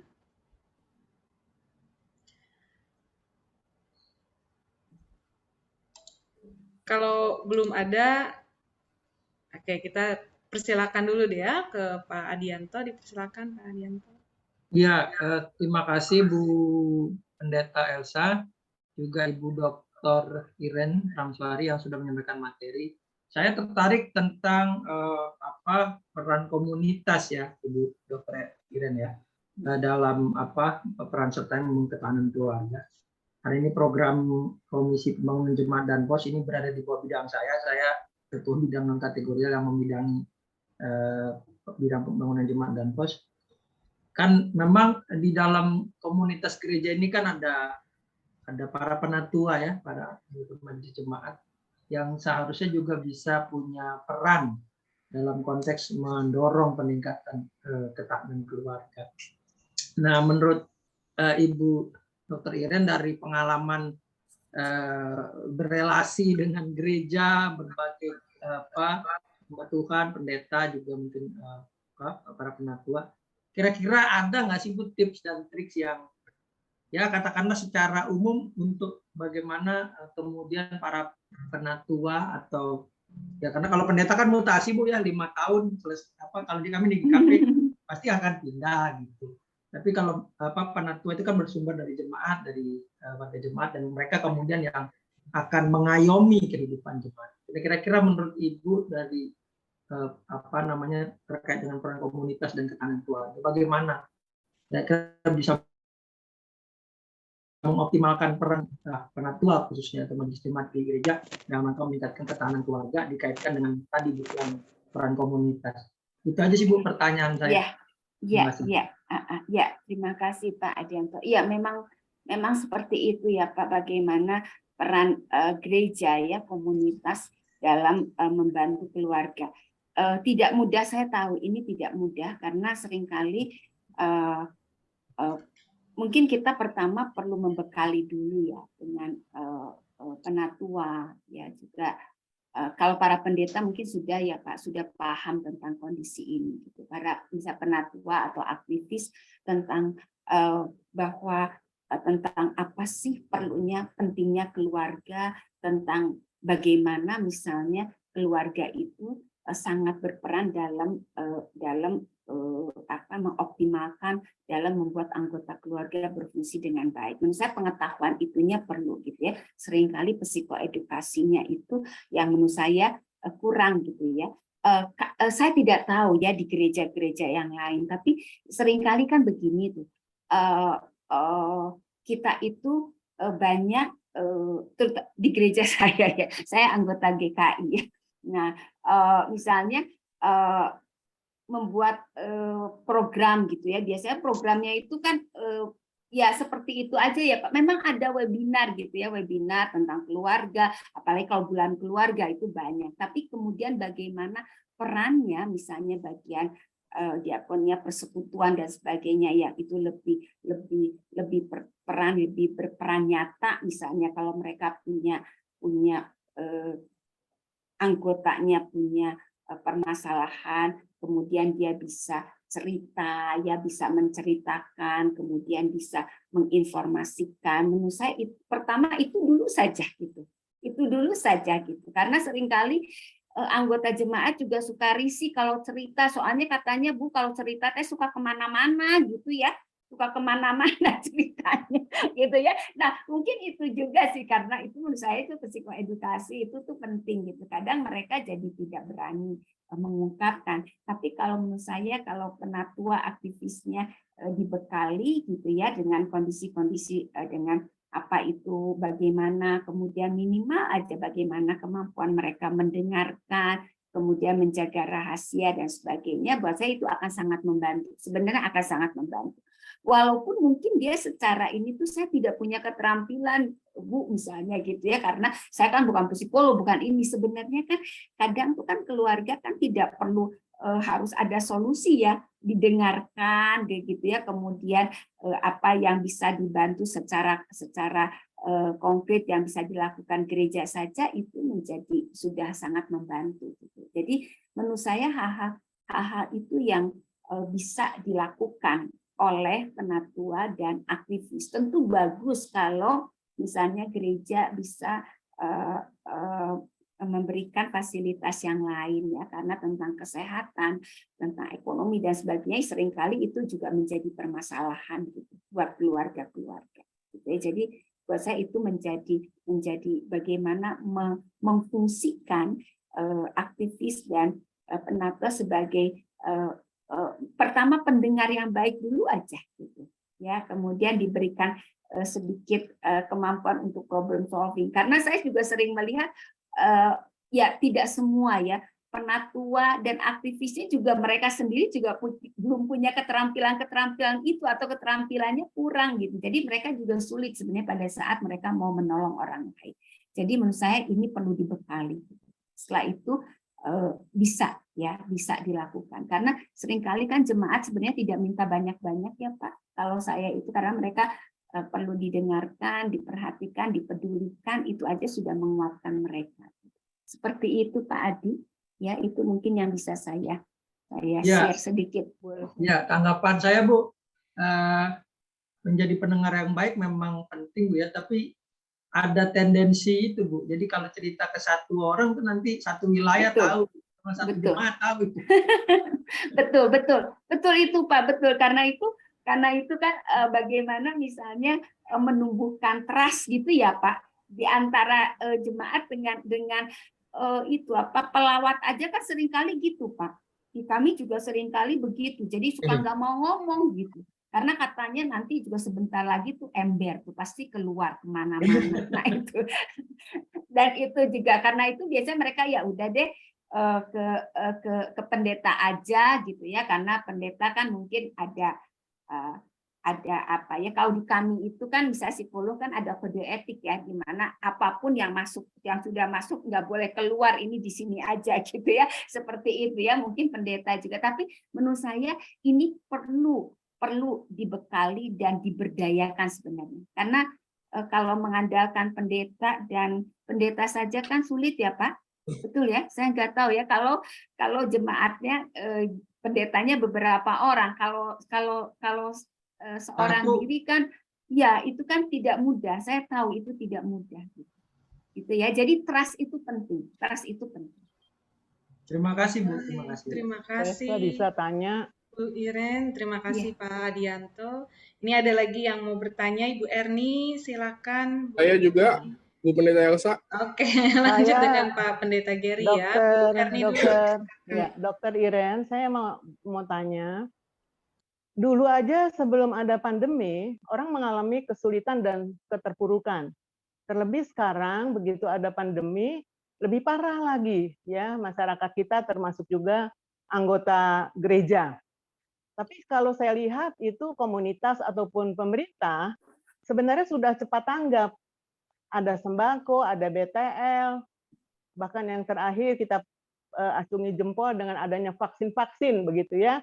Jadi semua sudah tertangani. Cuma sudah sejauh mana hal tersebut yang sudah dilakukan komunitas, persekutuan ataupun pemerintah punya dampak apa enggak gitu pada keluarga, bisa membangun ketahanan yang diharapkan tadi optimal lah begitu ya, terutama bagi kayak saya ini udah lansia begitu kan, terasa atau tidak begitu kan. Nah ini kan harus disurvei atau di apa bahwa ketahuan apa berhasil atau tidaknya. Saya ingin bertanya saja, unsur-unsur apa sih Bu Dr. Iren yang penting dalam membangun ketahanan keluarga? Gereja sudah ada bikin kebaktian online, udah ada Zoom, kunjungan secara virtual juga udah ada sebenarnya. Tapi sejauh mana ini? Apakah sama-sama saja sebelum pandemi dan sesudah pandemi? Padahal pembekalan cukup begitu ya apanya. Bahkan tadi Ibu bilang harus diberikan pencerahan dong. Harus mindsetnya di apa ya. Tapi namanya orang kita ini suka begitu Bu. Maunya kan menengadah aja, nerima, tapi tidak mau berupaya walaupun sudah dapat pembekalan. Itu saja Bu Dr. Iren, terima kasih. Iya, langsung dijawab ya. Langsung Bu Elsa. Ya, terima kasih Bu Erni untuk pertanyaannya. Betul Bu. Menurut saya pemerintah sudah melakukan banyak. Saya setuju Bu. Ya, saya acungi jempol dengan apa yang sudah dilakukan oleh pemerintah. Hanya memang pemerintah tidak bisa menjangkau semua aspek kehidupan manusia ya Bu. Ya, aspek misalnya ekonomi, aspek kesehatan itu sudah berupaya dijangkau begitu ya. Jadi misalnya kesehatan dengan adanya vaksin, dengan adanya kalau misalnya mengalami itu biaya ditiadakan, menurut saya itu sudah baik, itu yang sudah dilakukan. Ya, dengan misalnya ada bansos, itu adalah dari segi ekonomi, dari segi fisik. Hanya resiliensi keluarga memang tidak cukup dengan itu saja. Ya, bagaimana misalnya individu itu punya sistem belief tertentu, gitu ya, sistem belief tertentu bahwa seperti tadi diungkapkan bahwa manusia itu hidup memang tidak mungkin lepas dari tantangan seperti itu. Tapi bagaimana manusia itu dibekali dengan suatu sistem belief tertentu bahwa kesulitan, tantangan itu hal yang lumrah dalam kehidupan kita. Ya, tapi bagaimana diberikan keterampilan juga untuk problem solving, untuk mengatasi itu, sebenarnya menurut saya itu yang bisa dilakukan oleh komunitas terutama gereja sebenarnya, gitu ya, untuk bagaimana mereka diberikan dicerahkan, gitu ya, didapatkan insight bahwa penderitaan itu, tekanan itu bukan sesuatu yang seperti eksklusif, gitu ya, tapi itu kan memang bagian dari kehidupan kita, gitu ya, dan kemudian bagaimana kita dengan keyakinan, ya, dengan kehidupan spiritual kita itu, kita bagaimana menghadapi, karena dari beberapa hasil penelitian, mindset kita itu berpengaruh cukup besar terhadap resiliensi keluarga, karena dengan cara pandang, dengan cara berpikir tertentu, mereka mau berupaya, itu mempengaruhi usaha grit yang akan mendorong grit, dia mau melakukan sesuatu. Jadi menurut saya itu mindset, ya, kemudian bagaimana tadi positive thinking, kemudian perlu dikembangkan, begitu ya. Kemudian juga bagaimana individu bisa memaknakan kehidupan ini sehingga dia lebih banyak mengalami emosi positif. Ya, jadi betul Bapak Ibu, ya, beberapa hasil penelitian yang saya lakukan itu emosi positif yang terdiri dari love, joy, ya, kedamaian dan sebagainya, itu kontribusinya besar untuk mempertahankan resiliensi keluarga. Ya, jadi kalau saya melihat bahwa apa yang kita sebagai gereja sudah, ini firman Tuhan itu, bahwa kita itu perlu damai sejahtera, perlu kasih, perlu sukacita, itu menjadi poin penting sebenarnya untuk resiliensi keluarga. Nah, hanya kan masalahnya kita kan sebagai manusia lebih suka menggerutu, ya, daripada gitu ya, lebih suka menggerutu daripada mensyukuri apa yang kita dapatkan. Itu kan poin juga sebenarnya. Buat saya itu poin juga, karena ternyata dari hasil ya, kalau saya memberikan ini bukan bermaksud apa-apa, karena kami melakukan penelitian dan juga itu, ya, bahwa gratitude journal, jadi individu-individu yang dia berupaya untuk menuliskan di hari-hari ini saya dapat apa, saya bersyukur tentang apa yang saya dapatkan, itu membantu, itu sangat membantu mengurangi depresi. Gitu ya, jadi hal-hal seperti itu sih Bu Erni sebenarnya. Jadi sebenarnya kalau saya karena terakhir ini kami banyak melakukan penelitian yang berkisar seperti itu, emosi positif, love, joy, serenity, damai sejahtera, positive thinking, happiness dan sebagainya, yang kemudian saya cek gratitude, dan itu berperan besar terhadap resiliensi keluarga. Karena itu menurut saya gereja sebenarnya bisa berperan penting, karena ini kan sebenarnya konten-konten yang dimiliki oleh kita sebagai orang Kristen sebenarnya. Dari firman Tuhan kan begitu, kasih, bersyukur dan sebagainya. Itu kami teliti Bu Erni, dan hasilnya kontribusinya besar terhadap resiliensi keluarga. Gitu. Jadi memang pemerintah memberikan bantuan pada kehidupan ini. Kalau saya maknakan kehidupan manusia itu sebagai pie, begitu ya, kita potong-potong, gitu ya, banyak sekali aspeknya.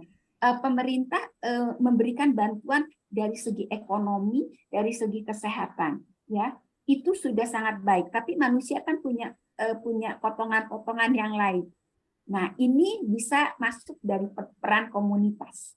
peran komunitas. Begitu Bu, mudah-mudahan menjawab ya Bu Eni. Terima kasih dokter. Terima kasih Dr. Iren. Ini jadi memang poin penting itu di mindset setiap individu ya, Ibu, untuk bisa kekuatan ketahanan keluarga ini. Oke, selanjutnya Pendeta Gary dipersilakan menyampaikan pertanyaannya. Di unmute dulu. Sebentar. Oh ya. Dalam pengalaman pelayanan saya, bahkan saya percaya semua orang juga pasti mengalami hal ini, bahwa seringkali ada kalanya atau bahkan seringkali kita bertemu dengan misalnya satu keluarga yang misalnya katakanlah satu keluarga bergumul gitu, dan tiba-tiba ambruk nih semuanya, tapi ada satu yang berkait pada keluarga jemaat.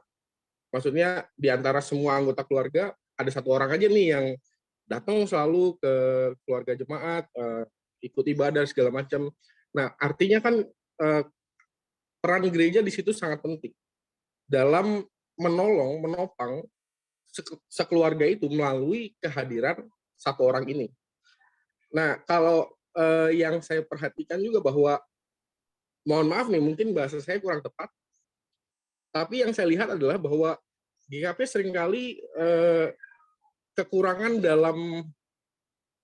dalam penyadaran bahwa bersaksi itu penting. Berkaitan dengan yang tadi, bercerita tentang pergumulan, atau bahkan bercerita bahwa dirinya atau keluarganya telah terlepas dari satu pergumulan dan mereka bersyukur. Ini sangat kurang sekali di GKP. Saya nggak tahu di pengalaman jemaat-jemaat yang lain, tapi sejauh yang saya rasakan sih itu kurang. Kalau misalnya Bapak dan Ibu melihat di keluarga-keluarga jemaat Bapak dan Ibu, cobalah lihat di kebaktian-kebaktian KRT atau kategorial, seberapa sulit atau seberapa mudah seseorang untuk mengungkapkan keberadaan dirinya, pengalaman hidupnya. Sebab lagi-lagi bahwa kadang-kadang tuh kita, ya mungkin karena orang GKP saling kenal satu sama lain, Bu. Sama lah kayak orang GKI gitu. Kalau orang di sono kan, di luar sono kan, di sono nangis-nangis, ya kita nggak kenal, besok nggak ketemu lagi gitu ya. Tapi orang GKP kenal sama satu sama lain gitu. Jadi kadang-kadang kesaksian itu dianggap sebagai bongkar aib atau sombong gitu. Jadi kadang-kadang itu yang membuat pada akhirnya gereja sebagai salah satu faktor yang mendorong agar keluarga itu bertahan menjadi kurang efektif, karena faktor kesaksiannya itu tidak muncul. Maksudnya kalau khotbah saja kan, khotbah iyalah betul lah modeling dari Alkitab.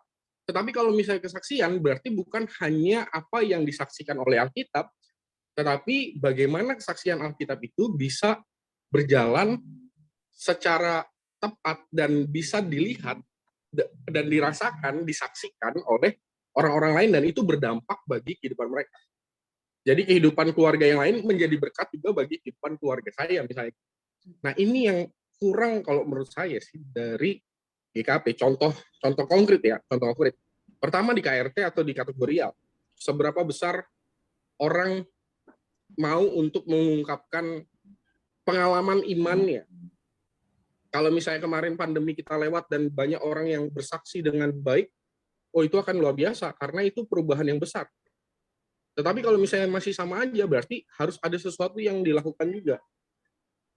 Atau contoh paling konkret adalah kebaktian hari Minggu. Kebaktian hari Minggu nggak ada tuh bagian untuk siapa yang mau mengungkapkan sesuatu, nggak ada. Kebaktian Minggu ya monolog aja gitu. Sedangkan di tempat yang lain, ini bukan mau gimana ya, tapi di tempat yang lain mereka memanfaatkan dengan luar biasa unsur kesaksian itu sebagai faktor pendorong orang atau keluarga untuk bangkit. Karena mereka ketemu modeling Alkitab dan kemudian modeling dengan zaman sekarangnya gitu. Nah, maksud saya, yang saya ingin saya tanyakan adalah kalau dari sudut pandang Ibu, apa yang bisa dilakukan oleh gereja gitu untuk pada akhirnya mendorong kesadaran orang untuk bisa mengungkapkan dirinya. Pergumulan hari ini kan adalah kesaksian masa datang gitu kan ya. Atau bahkan kesaksian hari ini adalah dari pergumulan masa yang lalu. Jadi keterbukaan akan sangat penting. Betul. Jadi saya sih ingin meminta pandangan Ibu, pendapat Ibu, supaya pada akhirnya gereja-gereja di GKP itu juga punya kesadaran yang lebih lagi gitu.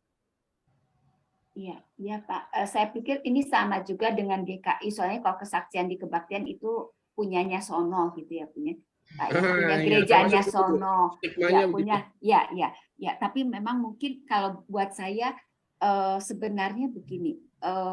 Tadi ya, yang ingin saya katakan begini, Bapak Ibu, kalau ada satu anggota keluarga yang masih melekat, walaupun ini keluarganya sudah runtuh misalnya, itu kita bisa melalui satu orang ini untuk bisa menjangkau. Karena dalam psikologi yang saya pelajari, keluarga itu sebagai suatu sistem.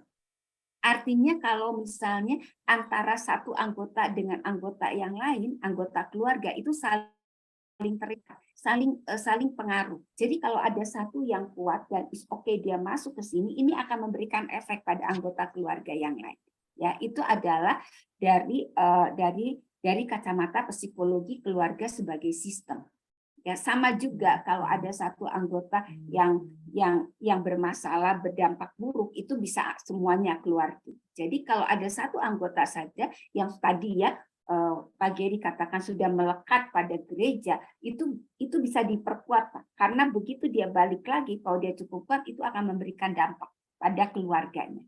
Ya, itu adalah dalam pemahaman keluarga sebagai sistem, gitu ya. Memang masalahnya kenapa orang tidak mau bicara bersaksi, mungkin biasa, ya saya tidak tahu ada, karena ini mungkin bukan tanda kutip, bukan kebiasaan gitu ya, dari kalau di kami GKI atau GKP misalnya. Tapi menurut saya kalau gereja-gereja sebenarnya punya kelompok-kelompok kecil, ya, di mana mereka bisa interaksi dengan kuat gitu ya, itu trust itu bisa terbentuk. Karena sulit sekali orang akan bicara sesuatu kalau mereka tidak trust dan tidak punya cukup ikatan, keyakinan, kepercayaan itu. Tidak perlu 100% trust-nya, tapi di atas 50%, 70% itu penting. Itu tuh penting. Karena dengan begitu biasanya mereka akan lebih terbuka. Gitu. Nah, ini kan bisa terbentuk tidak ujuk-ujuk gitu.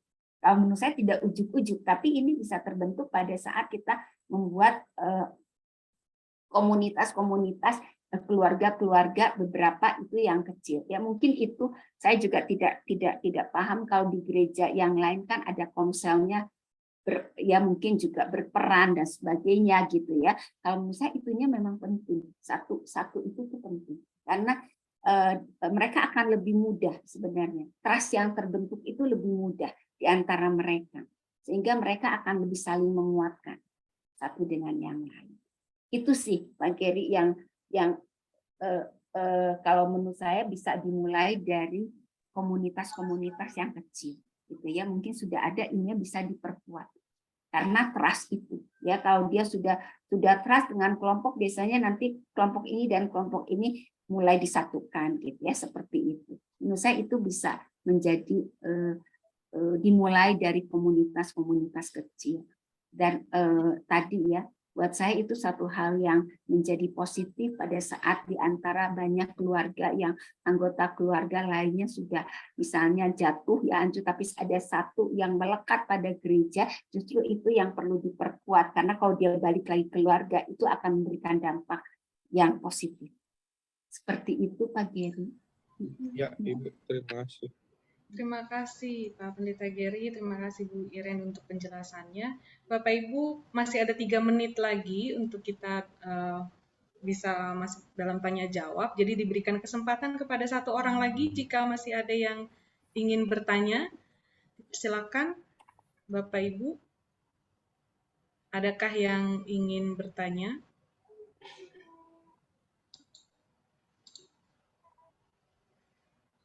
Rupanya sudah jelas. Atau malah nggak jelas ya. Kalau tidak ada, saya yang bertanya nih, Bu. Boleh. Iya, saya tertarik dengan tadi penjelasan Ibu ya, berkaitan dengan bahwa ada banyak faktor terkait dengan tekanan-tekanan itu ya, adversity itu. perubahan yang sangat cepat, itu saya tekankan di situ. Ada perubahan yang sangat cepat, perubahan zaman yang sangat cepat dan mempengaruhi orang-orang itu jadinya memang menggunakan waktu secepat mungkin gitu. Sehingga banyak orang yang juga mengalami depresi dan bahkan akhir-akhir ini juga itu muncul ya sampai berkaitan akhirnya pada persoalan generasi, Bu Irin. Ada orang tua yang menganggap gini, kamu masih kecil, masih muda begini, kenapa baru kena tantangan begitu aja udah susah gitu. Sementara mama papa dulu dididik dengan keras oleh orang tua gitu kan, didikannya beda lagi gitu. Itu kuat-kuat aja, kamu baru begini aja udah depresi begitu, kamu begini aja udah stres. Itu kan sebetulnya ketika orang tua bisa bicara seperti itu kepada anak, maka tadi ya di keluarga ini saja tidak bisa saling support gitu. Ini bisa menghancurkan, ya bahkan tidak ada ketahanan dalam keluarga ketika menghadapi masalah. Justru tidak dibantu oleh orang tua karena generasi itu ada gap generasi. Nah ini bagaimana bisa mengatasinya, Bu Iren? Oke, kalau waktu iya ya, saya merasakan betul ya mengapa itu menjadi salah satu yang kemudian saya merasakan betul pada saat ini tuh pace kita itu cepet banget ya. Kadang saya baru melakukan sesuatu udah harus yang lain tuh saya bingung, saya lupa yang baru saya kerjakan apa, yang baru saya pikirkan tuh apa, saking ini dikejar terus ya. Saya teringat dengan sesuatu, kalau kita ingin melihat sesuatu kan, kalau kita naik kereta api begitu cepat pemandangan di luar tidak bisa kelihatan, seret gitu kan waktunya ya, tidak bisa betul bisa kita lihat gitu ya. Sama dengan kita, kalau kita pace-nya terlalu cepat, terlalu terburu-buru karena lingkungan yang seperti itu. Karena saya juga berpikir apa lingkungan yang menuntut saya secepat itu, ataukah kita sudah terbiasa bahwa kita harus cepat, kalau enggak kita ketinggalan, kalau enggak kita akan kehilangan kesempatan. Jangan-jangan sikap kita yang begitu. Jadi saya sering cek tadi, apakah itu memang lingkungan yang sangat mendorong kita untuk itu, atau jangan-jangan mindset kita, keserakahan kita untuk bisa menggapai semua, itu yang membuat kita menjadi sangat terburu-buru dan akhirnya jatuh pada kehidupan yang tidak bermakna, yang kurang bermakna. Karena apa yang kita lakukan sepertinya lalu begitu saja gitu. Padahal sesuatu baru bisa bermakna kalau kita telaah, kalau kita refleksikan pengalaman-pengalaman itu. Seperti itu. Itu yang pertanyaan yang pertama ya Bu ya Bu Elsa ya. Jadi apakah memang seperti itu? Iya, kadang menurut saya juga itu mindset. Kayaknya saya juga terlalu serakah deh. Serakah tanda kutip ingin bisa merangkul semua hal gitu. Baca ini, baca gitu. Padahal kemudian yang dibaca juga nggak tahu ya, nggak masuk juga karena saking cepatnya. Itu yang pertama. Yang kedua adalah menurut saya gini, kadang orang tua toleransi ya, kemudian orang tua mencoba untuk melihat dari sudut pandang anak itu seringkali juga tidak dilakukan ya. Saya orang tua gitu ya, seringkali kan gitu. Tuntutan itu akan lebih banyak harusnya ada pada orang tua karena orang tua pernah jadi anak, anak belum pernah jadi orang tua gitu ya. Jadi artinya orang tua yang perlu lebih bisa memahami anak-anak. Zamannya memang sudah berbeda dan seringkali orang tua suka double bind gitu ya, ambivalen. Di satu pihak dia ingin anaknya kokoh, semangat gitu, tapi orang tuanya tidak terlalu memberikan bekal itu di awal-awal kehidupan, ya cenderung permisif, tidak ditekankan disiplin, gitu kan? Di waktu anak-anaknya kesian lah, nanti dianya kayak dulu saya seperti itu juga kesian ya, tertekan begitu. Nah ini dibiasakan lebih longgar begitu, lebih longgar. Tapi pada saat anaknya sudah mulai remaja dewasa, dituntut untuk bisa tabah, untuk bisa disiplin tanpa sebenarnya pernah dilatih. Ketabahan, grit, ya ketekunan, disiplin itu bukan yang sekali jadi. Itu adalah proses yang berlangsung lama. Jadi memang harus ditanamkan. Ya, jadi kadang kadang orang tua ya, termasuk saya itu suka terjebak begitu Bu Elsa, suka terjebak, suka membandingkan. Padahal zaman kita beda banget ya, zaman anak-anak sekarang tuh beda banget gitu ya, tekanannya juga mungkin mereka bervariasinya 10, dulu kita variasinya cuma 5 sebenarnya gitu kan, belum pilihan, belum banyak kan dulu gitu ya. Sekarang kan pilihan udah banyak ya, mereka belajar untuk memilih saja juga suatu keterampilan gitu. Jadi bagaimana menurut saya orang tua bisa toleransi dan memahami situasi anak. Menurut saya itu menjadi penting. Gitu ya Bu Elsa. Terima kasih Bu Iren. Ya. Ya Bapak Ibu, waktu sudah menunjukkan pukul 11.49. Ya, atas segala pemaparan yang disampaikan oleh Dr. Iren dan juga pertanyaan Bapak Ibu semua memberikan kita pemahaman yang cukup kuat ya terkait dengan ketahanan keluarga, bahwa ini jadi PR bersama sebetulnya. PR bersama untuk komunitas, dalam hal ini gereja, di Klasis GKP Jakarta, Banten, kita bersama-sama punya PR begitu ya, untuk kita dalam lingkungan gereja membangun semangat dan juga kemampuan dari setiap anggota jemaat terkait dengan ketahanan keluarga ini, supaya kita bisa sama-sama mewujudkan apa yang menjadi tema besar dalam rangka ulang tahun GKP, keluarga pulih gitu ya. Harapan kita yang tadi Pak Pendeta Gary juga sampaikan, kita bisa saling sharing bersama-sama, memberikan kekuatan satu sama lain, walaupun ini juga jadi PR. Pak Adianto bahkan mulai dengan pertanyaan bagaimana kemudian ini para penatua atau fungsionaris gereja bisa berperan untuk membangun ketahanan keluarga ini di setiap anggota jemaatnya. Tapi saya yakin semua pemaparan yang disampaikan oleh Dr. Iren tadi juga sudah memberikan wawasan yang cukup luas bagi kita semua, bahwa ini jadi PR bersama supaya setiap individu, karena punya pengaruh besar setiap individu di keluarga untuk bisa mempengaruhi seluruh anggota keluarga yang lain.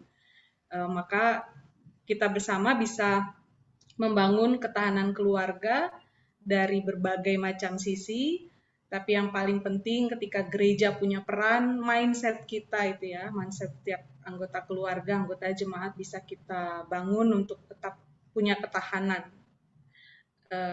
Mungkin dari Dr. Iren sendiri ada closing statement sebelum diserahkan kepada BP Klasis? Iya, jadi saya ingin menekankan bahwa memberdayakan keluarga dan menjadikan keluarga yang resilient adalah tanggung jawab kita sebagai anak-anaknya, anak Tuhan ya.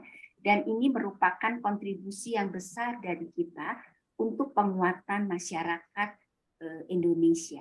Ya, jadi buat saya keluarga adalah pada saat kita berkarya dalam keluarga, maka ini juga kita berkontribusi pada masyarakat yang lebih luas. Itu saja Bu Elsa. Baik, terima kasih Dr. Iren untuk pemaparan dan juga closing statement-nya. Saya serahkan kembali ke Pendeta Gary.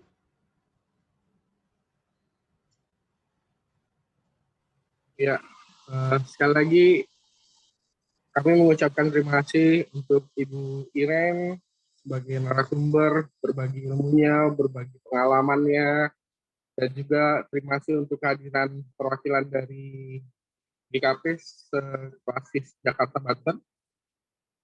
Dan juga terima kasih kepada Ibu Pendeta Elsa yang sudah memoderatori webinar kita pada hari ini. Dan juga untuk seluruh yang hadir, terima kasih untuk kehadirannya. Dan untuk menutup webinar pada hari ini, kita akan menutup dengan doa. Tetapi sebelumnya, apabila ada yang ingin disampaikan lagi, Mas Adianto sebagai koordinator bidang non-kategorial. Ya, terima kasih Pak Pendeta Gary. Atas nama BP Klasis kami mengucapkan terima kasih khusus kepada Ibu Dr. Iren dan juga Ibu Pendeta Elsa yang telah memandu jalannya webinar pada pagi hingga siang hari ini, juga pada Bapak Pendeta Daniel Adi selaku Ketua Umum yang telah menyampaikan pembukaan pada pagi tadi.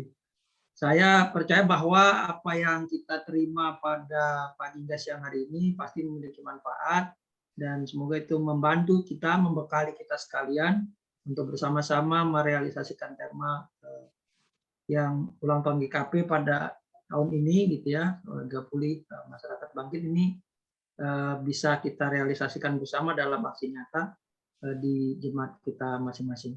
Saya pikir itu yang dapat saya sampaikan. Sekali lagi terima kasih sebesar-besarnya untuk Bapak Ibu sekalian yang telah ambil bagian pada webinar di hari ini. Begitu Pak Giri? Ya, terima kasih Mas Adianto. Dan kita akan ditutup oleh, berarti ini mahasiswanya Ibu Dokter ya, Pak Pendeta Daniel Adi yang sedang studi S2 di Maranatha. Sukses untuk studinya Pak Pendeta Daniel Adi, dan minta tolong untuk ditutup dalam doa ya. Baik, Bapak Ibu, mari kita bersatu di dalam doa. Mari kita berdoa.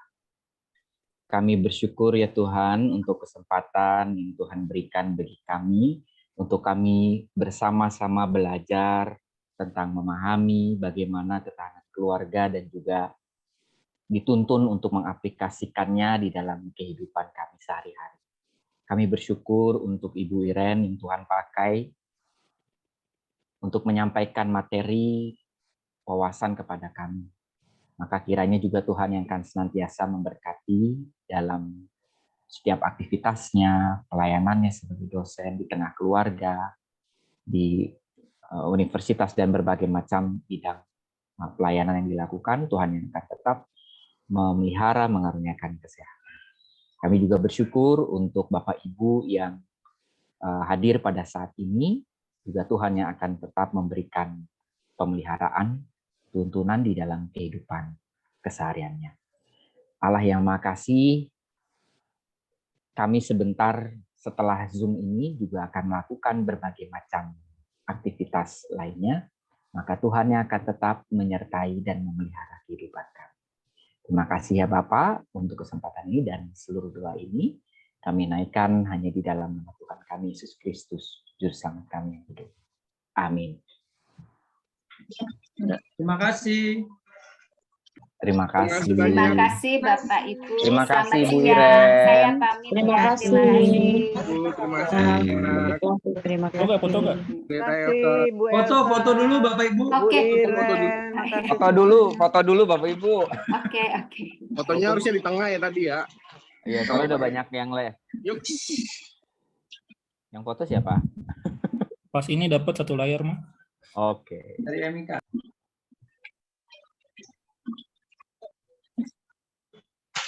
Oke, buka videonya Bapak Ibu. Belum mandi, Mas. Mandi ya? Cium. Iya, nggak cium ini.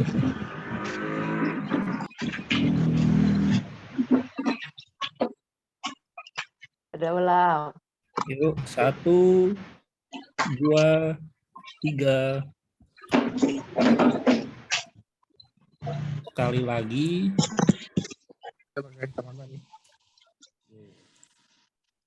1, 2, 3. Terima kasih. Terima kasih. Terima kasih Bu Egi. Terima kasih. Izin live ya. Terima kasih. Terima kasih. Semuanya. Izin.